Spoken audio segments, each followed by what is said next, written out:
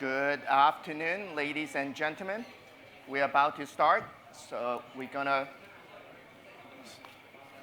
have a really robust discussions and hopefully we'll learn something, but more importantly, we would get a chance to meet some of the advocates locally and internationally advocating for waste reductions and through various strategies and different things to really look at what is the crisis here and what's the way forward.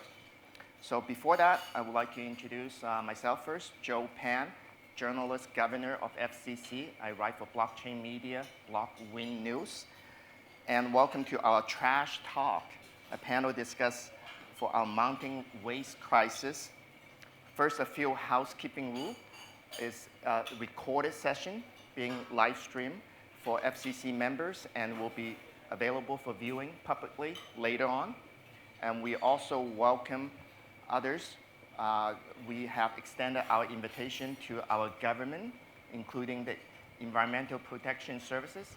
We were told someone from ISD, Information Service Department, will be here to cover the event. And so everything will be recorded and available for publishing.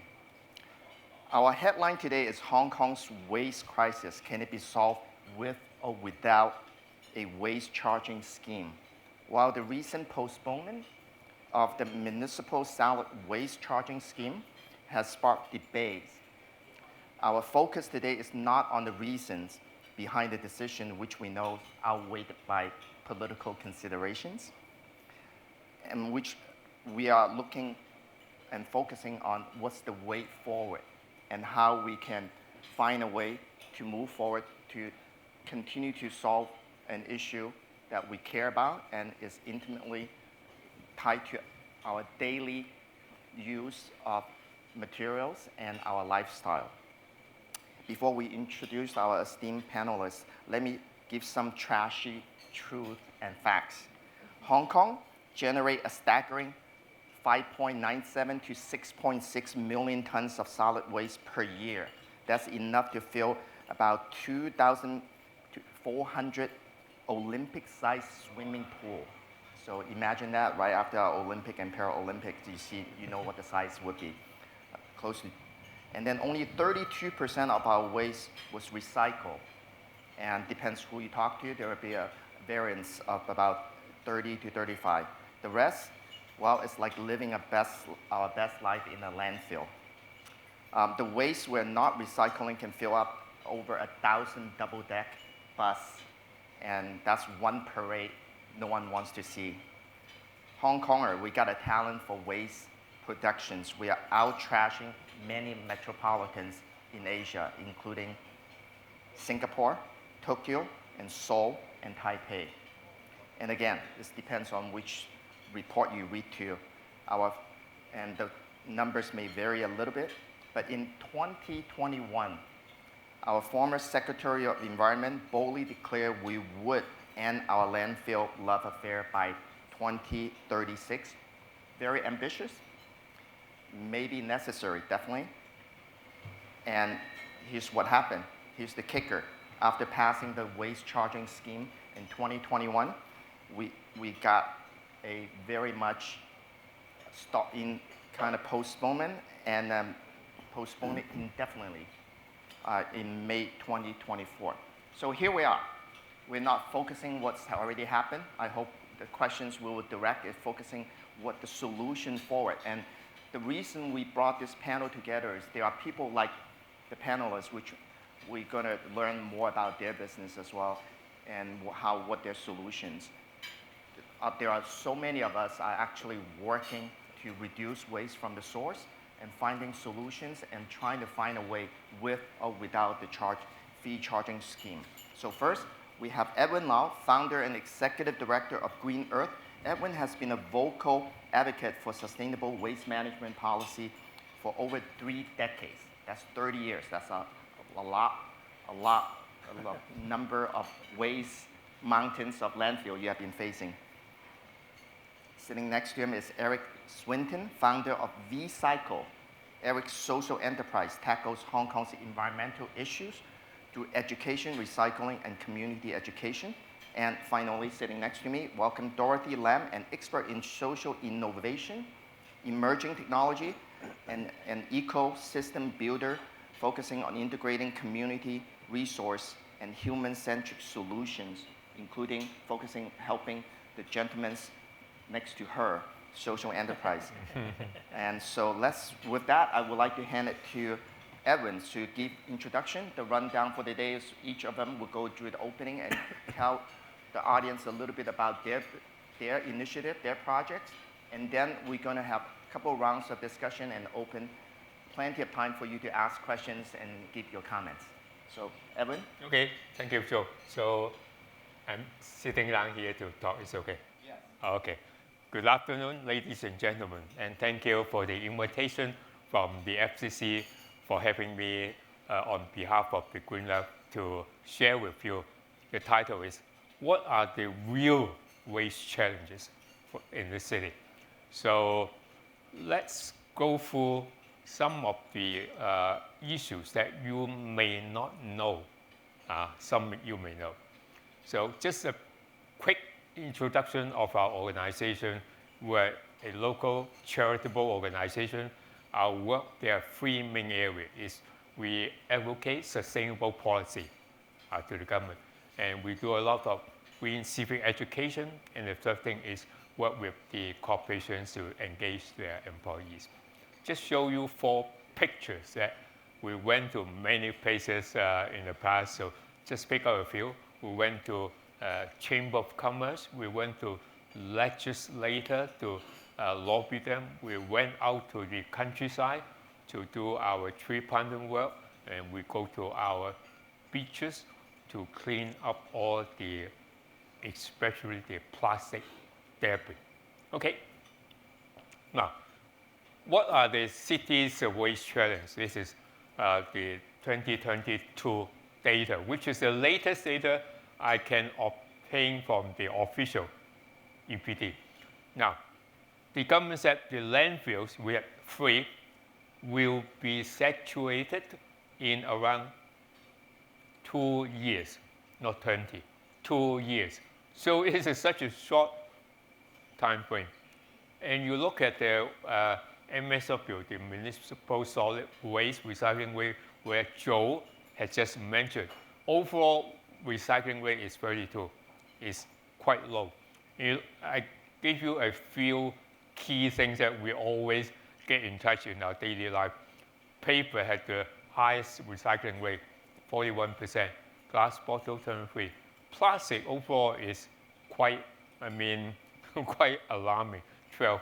But food waste, even less than 4%. Now, but a lot of our waste did not end up in our landfill. That is the issue. End up in our nature, beaches, countryside. And every day, our disposal per capita of waste in our landfill is 1.51 kilogram per person per day. Remember this figure, and remember 32. Later on, I will show you what are the problems. Now, we heard many people talk about circular economy, including many big corporations. They said, well, we do a lot of circular economy. And in this city, have we got enough drive for circular economy? Have you got enough support from the government? You look at the pictures. I went out to a beach, and you find a lot of disposable single-use beverage bottle. And one of the local producers, it stayed very clear in a bottle, say that no deposit, no return. That means they do not want to take up their due responsibility as a producer. No return. Don't return the bottle to me. You as consumer, you take care of it. But in other countries, it is normally under the law, it is the responsibility of the beverage producer. Blueprints on waste, there are many. If you can't get a good sleep, go to the government website, look at one of those, you will be quickly fall into sleep. There are many, I'm sure. Now, the one I will talk about is the blueprint for sustainable use of resources. 2013 to 2022. Now look at the target result. It's clearly stated by the government more than 10 years ago. By 2022, the recycling rate should be up to 55%. Now we have just achieved 32. It's quite a big gap. And the per capita daily disposal of waste should be down to 0.8 kilogram. Well, I just said 1.51. It's nearly double. So you can see our waste problem or our achievement in waste reduction is really, really poor. So, but the most needed policies such as the municipal waste charging scheme and the producer responsibility legislation, they are not here yet. They are missing. But the issue is the Legislative Council approved this waste charging scheme back in the middle of 2021. Supposedly, the government had enough time for all the preparation to get the whole society, every stakeholder, get ready, understand the issues, understand how to face this waste charging. But in real situation, it is not. We keep on using a lot of single-use items of all kinds. You look at the pictures, single-use water bottles, disposable food container, lunchbox. Even we have the plastic disposable items banned. But most of the vendor changes to non-plastic, but using timber, using bamboo or paper for the cutlery. It is still used once and disposed. It is like in the FCC restaurant that all are reusable, so they would not dispose waste like those. The real waste challenge are our existing recycling facilities are still not too convenient for most of the public to reach to. And the government is not strong enough to push and roll out these very needed legislation, regulations. And the public did not, most of the public, I would say, did not aware of our waste crisis. And the public education by the government is very little. These are real waste challenge. But the ideas of the waste charging was first proposed back in almost 20 years ago, 2005. The government says by 2007, the waste charging law should be implemented in the city. Now, this is what they said. The government did the first public consultation of the waste charging back in 2012. And the result at that time showing that 63% of the respondents supported the waste charging scheme to roll out in Hong Kong. Now, it's quite a high percentage at that time. Besides the first public consultation, the Council for Sustainable Development, you all recognize Bernard Chan, who is at the time is the chairman of the council, have a public engagement for almost 9 months. And then in the end of the consultation in December 2014, there's a report, a full report, submitted to the Legislative Council and also submitted to the Environmental Protection Department, telling them exactly what the department should do in order to let this waste charging scheme to smoothly launch in our society and get people supported. Clearly say out all the things. But then what we see today is from repeated delays to suspension. The first timeline is by last year, December, it should be rolled out. Then government say, well, delay to the 1st of April, then again delay to 1st of August. By the late of May, the secretary saying that the scheme is shelved. But you look at this graph. I checked this graph from a government consultation paper. You look at Taipei City, they started having the waste-based free system back in year 2000, the green line. So you can see there's a huge drop of the disposal of their garbage to landfills. South Korea is even earlier. They started waste-free charging back in 1995, and then they also recorded a drop in the waste disposal. You look at Hong Kong, our very famous city, Hong Kong. We do not have the waste charging. So our disposal per capita of waste remains at the high level. Unless we all, I mean all, of the stakeholders in society understand two things. One is why we need to have the waste charging to drive every citizen, every corporate to reduce waste. We need every people to know the reason why. The second thing is how. How is what are the most effective ways to reduce waste? Recycling is one of the measures, only one of the measures. It's a whole spectrum of measures. And they need to know what, how. Then, if they know these two things, clearly the opposition will simply die down. So, my final remark is let's take bigger and bolder steps together to let Hong Kong to really move on the sustainable path to show that Hong Kong is an international city.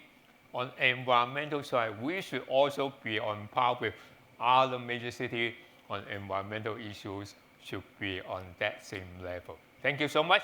Thank you. Thank you, Evan. Thanks for giving a really holistic view, and that kind of reminds me what one of the famous saying and from Zig Ziglar, that we don't have to be great to start, but we have to start to be great. So it has to start somewhere, and if the government is not going to do it, and we don't know when the scheme is going to come in, how do we move forward? That's why I would like to introduce our next speaker and talk a little bit about you, Eric, taking your own initiative and launching something on your own. And he's a busy person. I was just saying, I was so hard to get a hold of him because he actually has a factory, a recycling plant. He's running it, and he came all the way from the plant today. So let's, please, Eric, tell us from your perspective, what did you do? Why you even started this? Sure. Good afternoon, everyone. My name's Eric. Thank you, Joe, for introducing me. Thank you, FCC, for inviting me to be a part of this panelist session. So I run a social enterprise called V-Cycle. V stands for virtuous. Cycle, obviously, we want to recycle things, right? Especially, we, as a social enterprise, we have a social mission to look after the underprivileged people in Hong Kong, especially the cardboard elderly. So I'm sure you've seen them on the streets, right? Collecting cardboard, packing them, cutting off the sellotapes, and then flat packing them, putting them on a cart, and then pushing them along the road, and then selling them for very little money. So there's a group called the Waste Picker Platform, and they did a research a few years ago, and the research told us that there are more than 3,000 of these elderly people working many hours collecting cardboard from day until night. On average, they are aged between 65 and 80 years old, and on average, they earn between 25 to 50 Hong Kong dollars per day, right? Not even an hour per day. So some may work hard, right? They can earn $100 to $200 a day, but they sweat their butts off, right?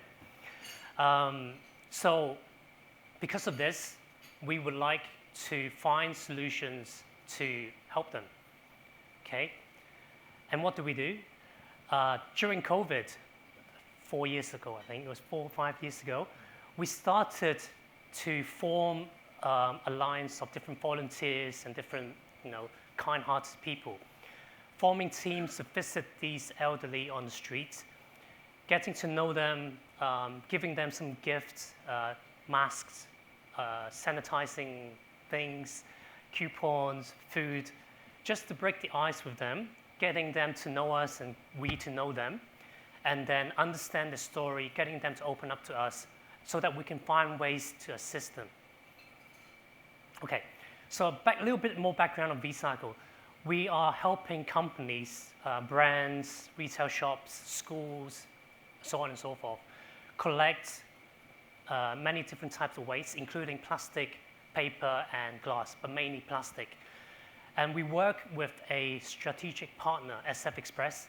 So without them, I will not be here today speaking to you, because transportation costs, labor costs, a lot of costs involved in recycling, especially collection, is a barrier for recycling companies in Hong Kong to deal with local waste. That's why there are so much waste going to landfill. You saw a photo of a slide with the photos of the recycling bins in Hong Kong. Very messy, not used properly, and always contaminated. So when a company or recycling company goes to collect the bins, the stuff from the bins, if it's all mixed up, most likely they end up in the landfill, because sorting and then processing the mixed recyclables, the cost is too much. So that's why we're very grateful for SF Express to be our partner, helping us to lower our transportation costs and also increase our collection network. So once they have collected the recyclables, they are sent to our mini recycling factory in Tuen Mun for us to do the processing, the sorting, turning the plastic waste into raw material, and finally, number 4, we turn the raw material into products. So localizing manufacturing, we no longer need to send raw material to China or other Southeast Asian countries to manufacturing products and then buying them back and sending them back to Hong Kong and sell them locally, right? Reducing carbon emission. So because of the ecosystem, we have the solutions to help the underprivileged, especially the cardboard grannies. So what we're doing now is we are creating simple sorting jobs for these elderly to do at our factory, earning $50 an hour, more than minimum wage in Hong Kong. Every month, they earn between 6,000 to 7,000 Hong Kong dollars. And then plus their government elderly subsidy, they take home 10,000 Hong Kong a month, which is a completely different world to what they were doing on the street collecting cardboard. So if you see on the screen, this is Mr. Lee, okay? Mr. Lee used to work in Tuen Mun next to a shopping center, and he collected cardboard for a living. Before that, he used to work in a restaurant, Chinese tea house, 飲茶嘅地方, as a manager. He lost his job because of his age. He has a family to look after, his wife, his kids, and because of the redundancy, he lost his job. He had to rely on collecting cardboard for a living. And guess who took the picture on the left-hand side? It's not me. It was before I met Mr. Lee. So his wife took the picture, right? So him and his wife, the husband and wife, together collecting cardboard for a living. And see the state of Mr. Lee on the left-hand side. His back is bent, right? That is normal for him because he hurt himself during one of his sorting or collecting cardboard session. And he took an injection on his spine, and the injection hurt his back permanently. That's what the doctor said, cannot be fixed. But after working for us for a year, over a year now, we met him on the streets, we talked to him, made friends with him, convincing him to come and work for us. It's very hard to convince them to work for us. Why? Because he had to give up his spot, right, collecting cardboard. If he loses his spot, then the spot goes to another person, right? So if he comes and works for us and somehow he loses his job at our factory, he has to find another spot for collecting cardboard. So it took him a few months to convince him to work with us. Luckily, we have the privilege or honor to invite him to work for us and his wife. And now look at him now. So he's standing upright because we have proper seats for him to do the sorting. He, at the factory we have air conditioning. We have many tea breaks. We have nice tea. We have nice biscuits. And we also serve them free vegetarian lunch. So there's free lunch in the world, right, in our factory. So he's now, he's almost 6 foot tall. We call him the Hong Kong Lai Ming. Do you know Lai Ming? Leon Lai, famous Chinese singer, but the elderly version. And also, look at this lady, Mrs. Lam. She's the youngest colleague at our factory. She's 63 years old now. So she was 60 when we first met her, and she joined us 3 years ago. Again, she used to collect cardboard for a living next to the wet market, because that's where they all are, right, collecting cardboard. And she used to work during rain and during the sunshine. So she got sunburnt pretty bad during the summer months. So luckily, she accepted our invitation to work with us. And now look at her, very smiley, no longer sunburnt. And guess what she's doing now? She's taking the recycling data. So for every brand or company that we work with, for the stuff that we collect, we give them data. How many plastic we collected, how many were recycled, how many sent to landfill, and what the carbon emission of that is. So learning new skills, learning how to record data, and also she's learning French. You know why? Some of our brand partners, they're from beauty industry, like L'Oreal, Chanel, L'Occitane. So she needs to learn these names in order to record the data. So learning new skills. So we are changing their lives, not only by giving them more money, we are making them more, or trying to make them more happy, and to have a meaning in life, and to find the most important thing, which they lost in life, the dignity. Now they're working in a 3,000, 4,000 square feet factory. We employ about 26 of them now. We started with 3 years ago, and now we are almost full capacity. So I would like to say they work in harmony, but no. So most of the time, because Joe said I'm busy, most of the time I'm not busy doing operation stuff. Most of the time I'm doing the middleman, right? Mediating the arguments between them, because they used to work on the street alone, and they're finding it hard to work together with people in a team. So most of the time, I spend many hours talking to one person, like 2 to 3 hours. I have to out-talk them. You know how talkative the elderly are, right? They complain about things, and I have to out-talk them 2 to 3 hours per person. So that's where my time goes. And no, but they're a very nice bunch. They're very kind people. It's just that they find it hard to get along with other people. Changing now. So what are our next plans? So we want to scale in order to make more impact, to employ more people. So we are now looking to build a material recovery facility, which Hong Kong really needs. As you may know, the recycling bins, right?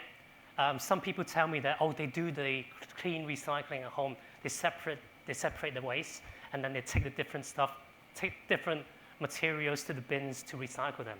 And then they see the cleaners or the collecting company taking the different bags from the different compartments and then mixing them together and then putting them back on the back of a truck.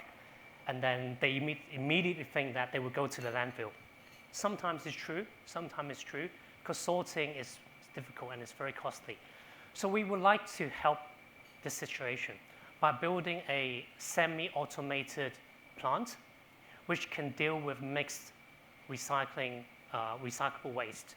So if paper, metal, and different type of plastic are bundled together, we have the technology to efficiently sort them, okay? But we won't let the robots do all the work. We don't want AI to take over the world.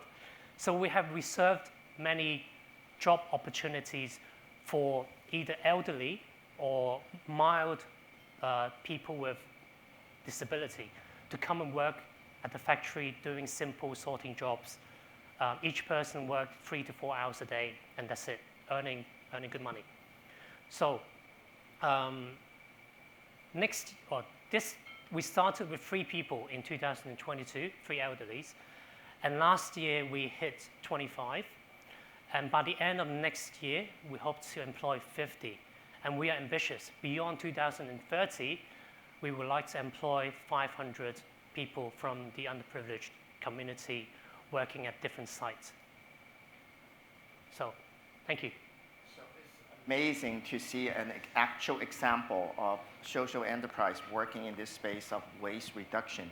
And so that naturally gives us a segue into the next question is for Dorothy. Is you bring in a different perspective and view. You work with a number, if not hundreds, over dozens of social enterprise. And we had conversation before. It's always about the sustainability of a business and social enterprise. How are you going to get the supporter and sponsor and that investment? So this is where we'd love to hear from you how you see the ecosystem here in Hong Kong works, good or bad. I hope you'll be giving us a clear picture. Thank you, Joe.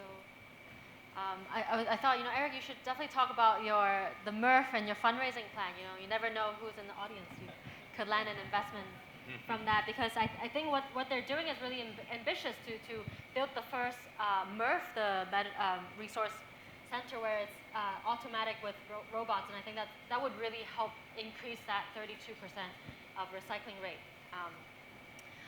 So Dorothy, I'm a co-founder of Dream Impact, and we've been around for 7 years as a platform for social innovation.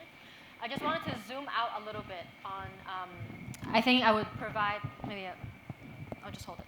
So I think I would provide both the challenges, the mapping of the ecosystem, and also some solutions from that.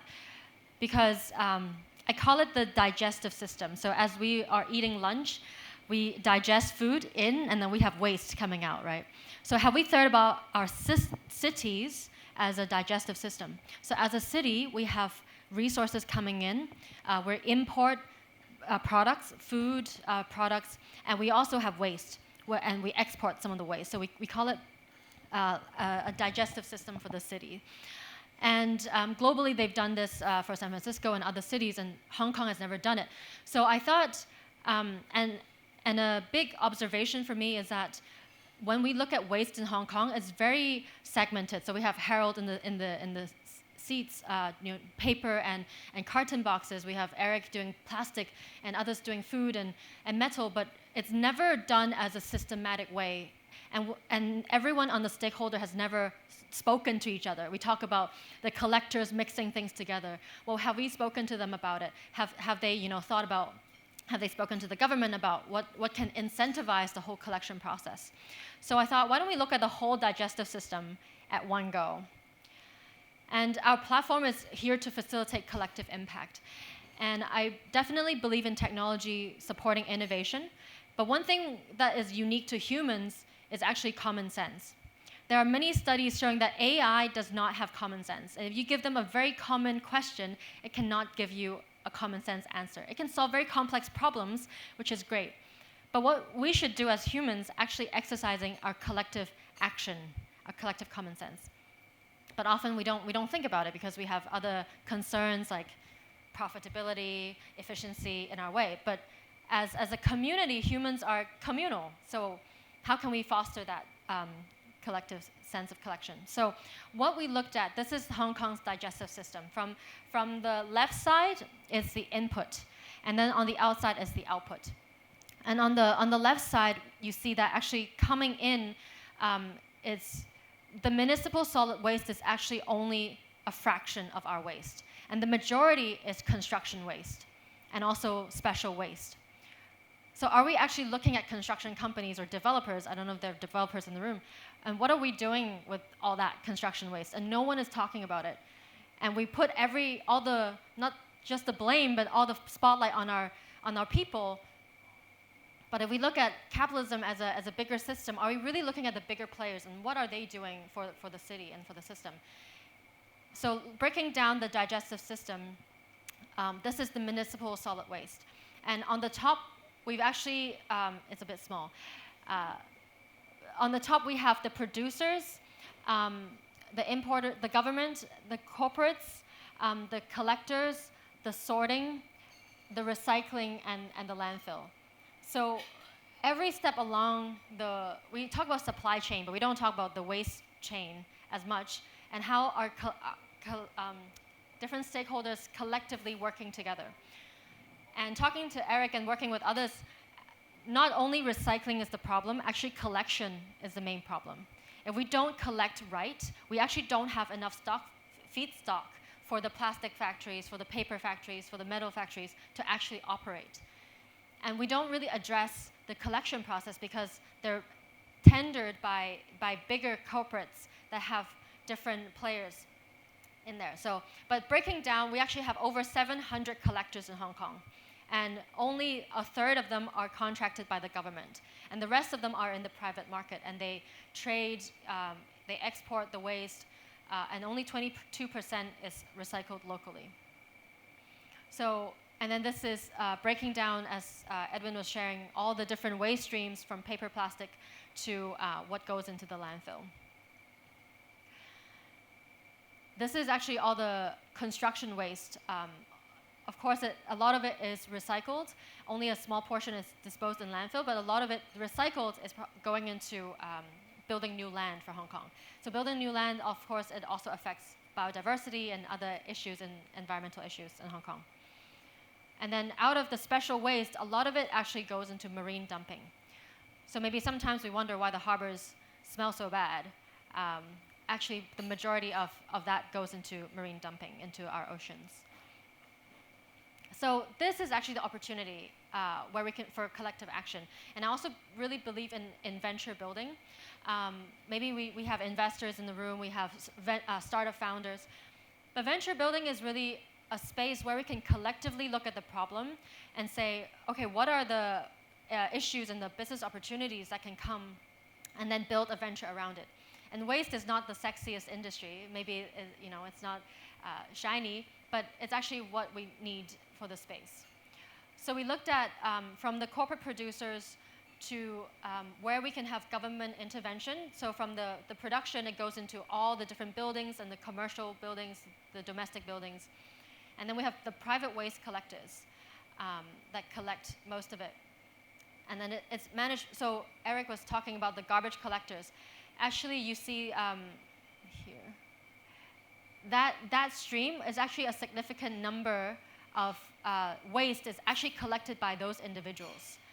So don't underestimate how much garbage is actually processed by our waste collectors on the streets.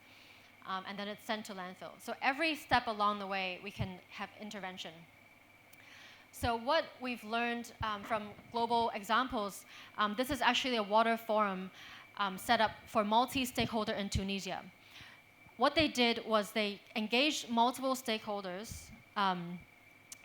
in different sectors, whether it's the waste producers, they should have a forum on their own, to the collectors, to the recyclers, to the building management. Also, if any of you are property management companies, that also plays a big role. Because property management companies are directly dealing with the collection companies. That is the top funnel of all the waste. And if the top funnel is messed up, then anything down, whatever amazing technology we invest in will not, incinerators or processing plants will not have enough feedstock. So how can we get those companies to talk to each other, facilitate and prioritize what they think is important, and then facilitate the dialogue across different stakeholders to then really build a cross-sector dialogue. So this is what I propose as a solution, to have the government, corporate producers, management companies, collectors, and recycling solutions to have their own leaders in the field to have their dialogue. Then we really need a cross-sector dialogue on building alliances on the collection to recycling process, the producers and the government to have a policy dialogue, consultative dialogue on what incentives can we, subsidies to support the whole ecosystem, to then have bring in the technical experts on innovation. And then from the government all the way to this recycling to have this stakeholder platform to then really work towards a circular economy. And without mapping the whole ecosystem and without mapping the whole digestive system, we will always be working on our own piece. So this is the first time I'm ever sharing this in public. So we've just finished this research with the 2022 data. So I'm really excited to be sharing this all with you all. And my call to action is we're planning to set up this cross-sector stakeholder group. So if you are anywhere along on that chain, whether you're a corporate producer, you are a property management company, you are a collection company to a recycling solution, we really need this cross-sector dialogue in order to increase transparency and find new business opportunities where it will work for everyone. So thank you. Thank you.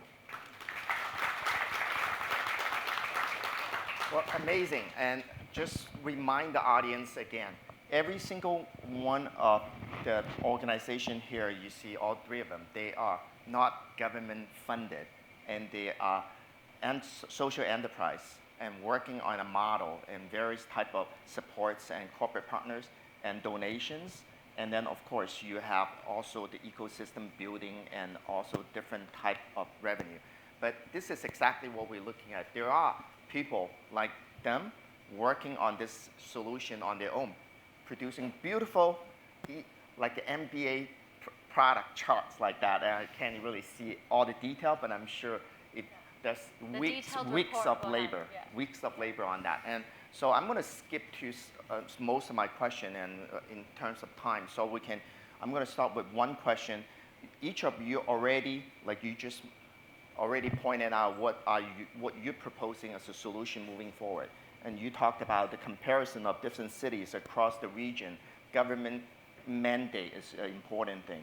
And for you, what is the gap, Eric? And maybe what's your proposal if you are talking to funders and government today? So the MRF is very important, right? The material recovery facility. Without this, Hong Kong's recycling rate would not go up. Also, the municipal waste charging, if it doesn't come in, the recycling rate will not go up. And also the producer responsibility scheme, without that, the recycling rate will not go up. So it can't work in synergy, right? But my focus is on recycling. So my focus is to find the investment to build the material recovery facility plants and also to build a manufacturing next to it so that I can use the raw material that I gather from the MRF to manufacture useful products locally for the local market. So this is my focus.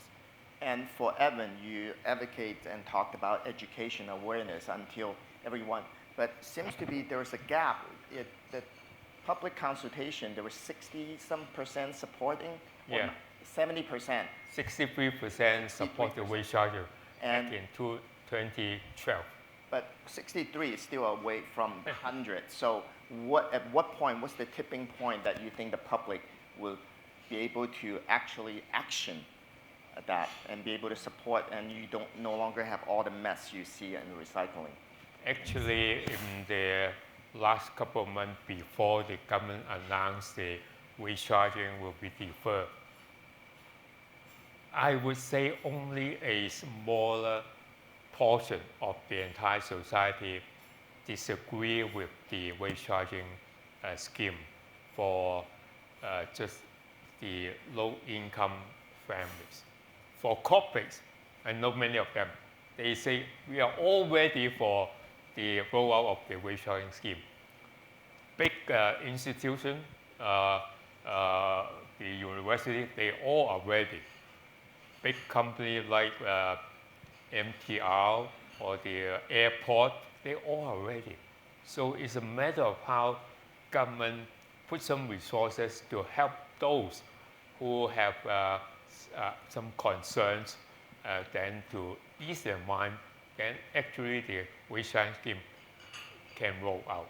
The government is just amplify this small portion of voice to make it as a big voice so that the legislator look at it and say, the government, please, you don't don't rock the society. Well, so that is open secret in some way. I already noted at the beginning. It's a very much a political considerations decision and outweighed by a small group. But well, let's open up for Q&A. Use our time. Can we get the mic ready? I already see one hand from Professor Ying Chen and then another one. So let's start with Professor Ying Chen. Do identify yourself and this for the record, and we can ask one question so give you enough time for everyone. Ying Chen from the University of Hong Kong. I want to thank you very much for this presentation. Very informative and very moving. My question is that big elephant in the room. I think Edwin touched on it. So the needs are there. The people are ready, if not ready, but supported it, and government pull back. So my question is, what went wrong? What about this politics? What about it? The politics of garbage, of waste, I don't understand. So maybe you can share with us. I don't know if government is in the room, but what went wrong? And now it seems that the government has gone silent. What do you want them to do now? Thank you. Let me take this question.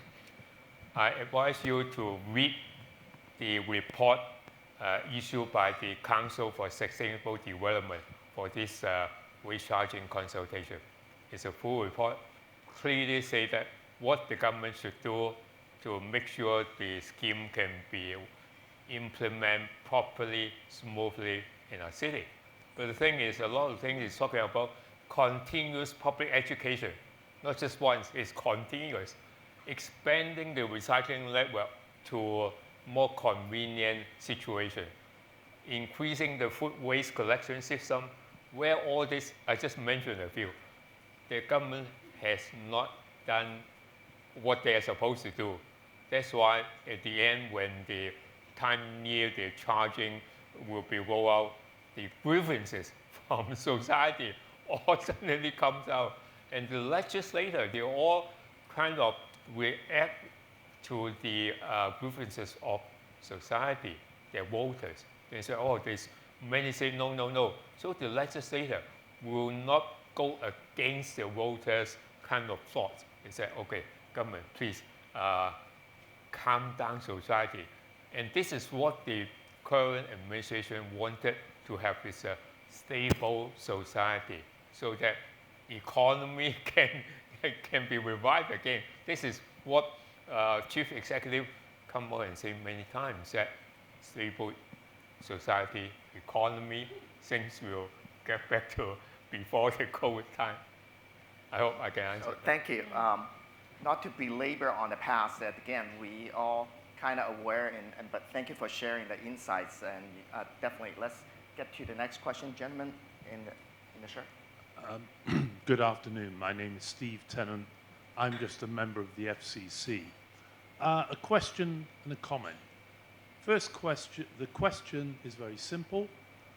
Will it be possible to have copies of the presentation, and will FCC put it on their website?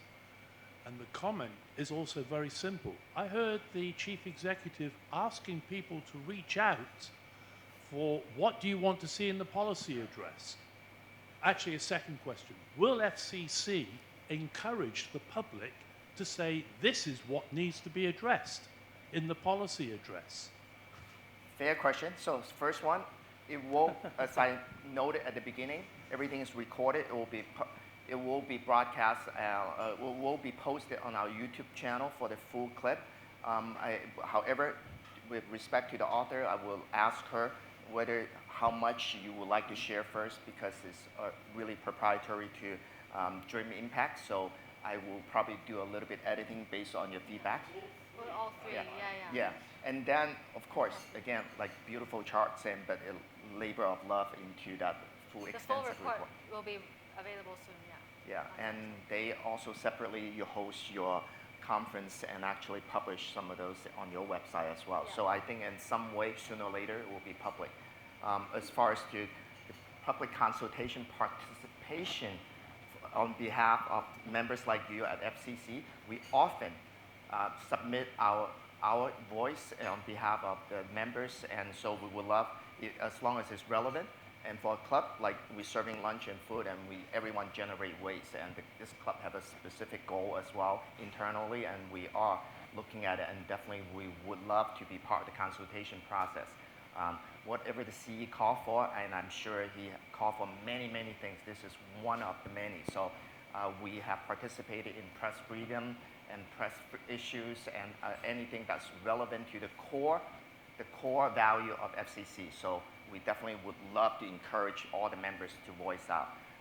With that, any other question from the floor? There is one right there, and I know that's one of your old friends, and probably Yes, I'm Harold from Windmill. Yes, I have questions for all the speakers. Erin, when you talk about the topic, all set ready for rubbish charge, I got some other impressions. First, I got some data from major property management company. The recycling rate going down rapidly after rubbish charge being solved. Second, a big corporate, I cannot disclose.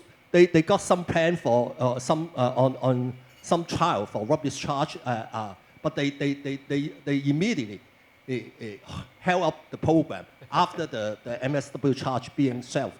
So this is what you are talking about is just mouth service, but not really the action. I don't know. Maybe you can share with us some other. So it's not a question for you, but for Eric, why you think MRF is a solution for Hong Kong? Frankly speaking, Singapore, they make use of the MRF solution for many years. And I could tell you that my observation, MRF, total failure in Singapore. And I can tell, from my experience, I mean, my study, MRF never a good solution for waste reduction in most other countries. So, and also the last one question for you is, what's your focus on waste reduction, recycling, or on poverty, on elder people? Because I also work closely with waste pickers platform, and I always say that, sorry, there is no solution for both waste reduction and poverty. That's my thinking. And lastly, for Dorothy, when you talk about the dialogue, yes, it's good. And then I can tell you that I have been in many dialogue like this before with many segments. But again, the same situation is just mouth service. You talk about this, very good. But in terms of final action, how to make it happen? There are so many conflict of interest in different parties. And my experience, well, come down to earth, always cannot happen. Thank you. Very good question for all of us. Who wants to get answer first? I'll go first. You go first. So thank you, Howard, for your observation and your encouragement. Well, I take it as a, how do I put it? I take it as a challenge or something that I can, overcome, some obstacles that other countries are currently facing or they have faced, which I will face and I hope to overcome. So when I started the factory in Tuen Mun, the 3,000, 4,000 square feet factory, no one believed that it would work. And now we have 27 elderly working with us. We took them off the streets. It takes time, it takes perseverance, it takes a positive attitude on mindset, and also we need to be smart in terms of how the MRF is run, how it operates, what machineries that we need to purchase, what are the technologies out there. We need to plan properly, right? But the thing is, in my lifetime, I will not help Hong Kong to recycle 2,000 tons of plastic waste a day, not in my lifetime. Okay? What I'm trying to build here is a transparency, a trust, an education system for the public to understand how recycling works. It's difficult, right? We need to do our own parts. We need to do clean recycling. We need to recycle. We need to buy less. We need to use less single-use plastic. Education is key. The MERV is supplementary to the education program that I'm doing, right? It lets people know how difficult the downstream is, but it provides the transparency. People will gain the confidence in recycling because they see that things are recycled and can be turned into products.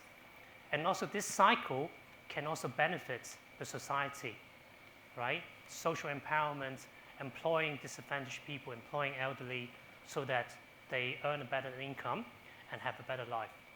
So this is what I wanted to achieve. Don't know whether it's going to be a success, but I'll try my best to do it. Thank you. Great. To respond to Harold's question on how can it actually be implemented, I would say the venture building piece is where it would come in, where we have to look at business opportunities that can actually generate income. But I think one example I would bring is a fund in Singapore called Circulate Capital. So it's actually pulled together by multiple multinational plastic producers looking at opportunities in Southeast Asia, where they've noticed that. So I think the digestive system, maybe we shouldn't stop in Hong Kong. Like actually look at where the streams are going when it's exported, and look at the market opportunities in those economies, because Hong Kong, our strength is actually a financial center for international business. So if we look at the solutions just for Hong Kong, we'll never find the business opportunities here. Like the labor cost is high, the rental is high. So how can we actually link up the waste streams and waste businesses across different regions?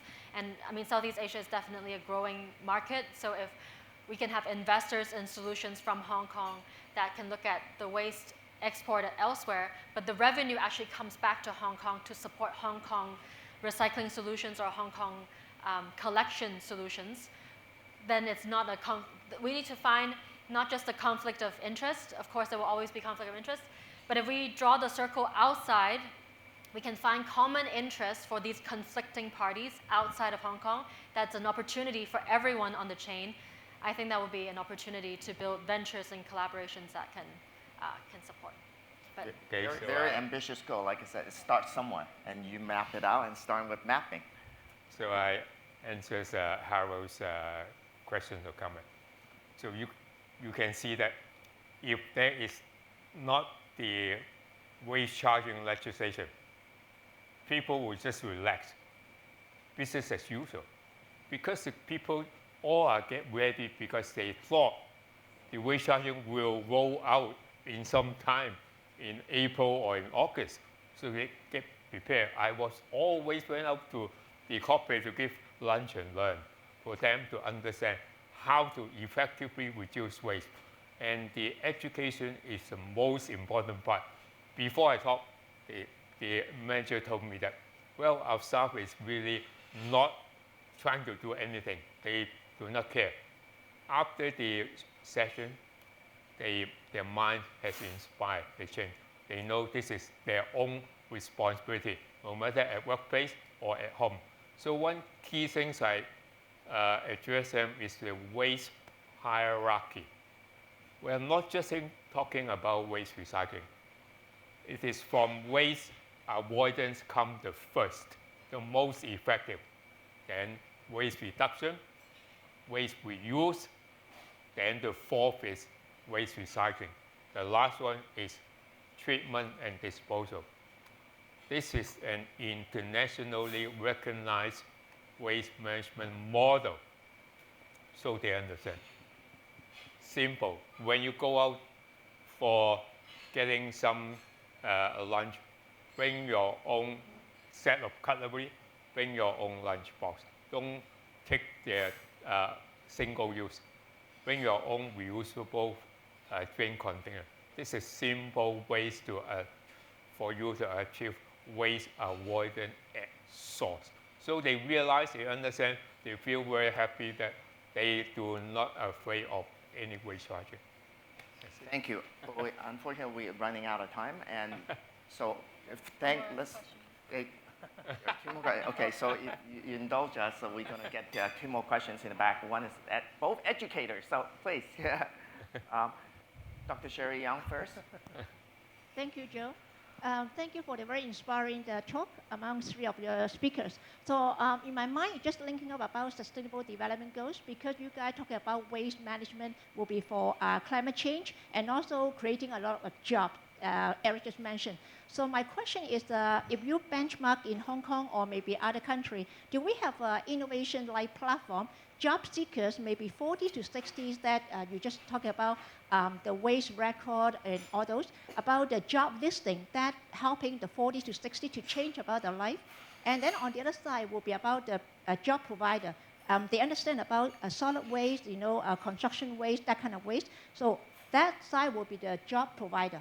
So do we have that kind of innovation or apps in Hong Kong so that we have exactly, just like Eric mentioned, to do the mapping and also reduce about the waste and also creating jobs, but more in a statistical way? Yeah. So any information about that? So let's get the last question as well, and then we can answer all together. Hi there, I'm Jennifer Dayton from HKU, colleague of Ying Chan over there.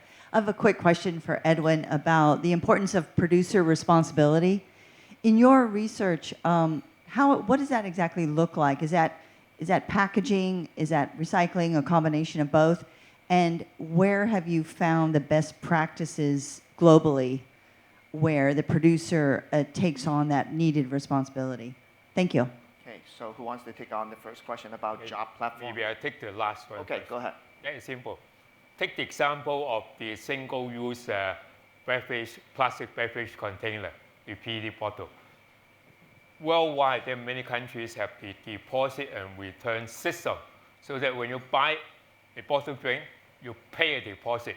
Then this deposit is a great incentive to drive consumer to return the empty bottle to designated location or the machines, so that you get your full refund of your deposit. That is the system. Once under the law, the producer responsibility law, then this will happen. Without the law, voluntarily, it is hard to see it happen. All right. Can I ask Dorothy to answer the question about the whole the job and platforms and everything? Yeah, I mean, I think that's a great idea for venture building, right? If that could be something. But currently does not exist. There's no, I don't believe there's a job board for the waste industry at the moment. Yeah. Great. Well, with that, I want to thank you. For those who are new to FCC, this is really the intellectual heart of the city where we give talks like this, and we'll welcome you to join us. And there, on your seat, there should be a brochure how, if you're interested in joining us as a member. Currently, we are open, and there's no waiting line. And so we'll welcome you to join. And please explore, come to me or come to one of the staff and ask how you can join. And this is where we also want to thank you, especially those members who brought in your guests and continue to support the club and make this known to others, and worthy cause and important topics can be discussed and heard. So thank you again, and we'll see you next time.